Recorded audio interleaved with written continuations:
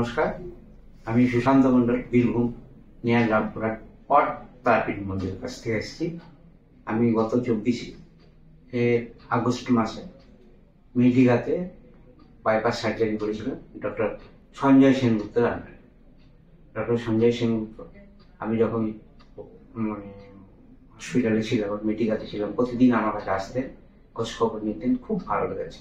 আমি বলেছিলাম তখন ওনাকে, you are a part of the God, ভগবানের একটা অংশ। তখন না না, এটা আমাদের কাজ, না এটা ভগবানের অংশ। আমি খুব সেবা পেয়েছি ওনার কাছ থেকে, খুব সুন্দর মানে চিকিৎসার পরিষেবা পেয়েছি। ওনার প্রেসক্রিপশনে আমি খুব ভালো আছি। আমি আমার কাজে, আমার আগের যে কাজ, সেই কাজে ফিরে এসেছি। আমি ভেবেছিলাম হয়তো আমি বঙ্গ হয়ে যাবো বা মরে যাবো বা সেরকম কাজ করতে পারবো না, কিন্তু এখন বর্তমানে সম্পূর্ণ ফিট আছে, অসুবিধা কিছু নেই। আমি ল প্র্যাকটিস করি রামপুরহাট কোর্টে।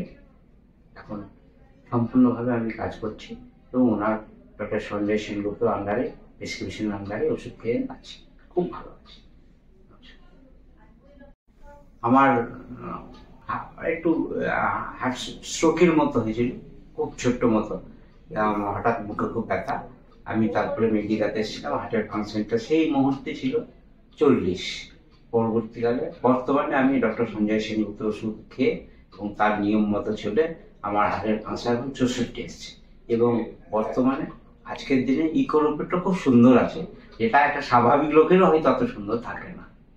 আর একমাত্র ডক্টর সঞ্জয় সেনগুপ্তর কৃপাতে বা ওনার প্রেসক্রিপশনে আমি এত সুস্থ আছি।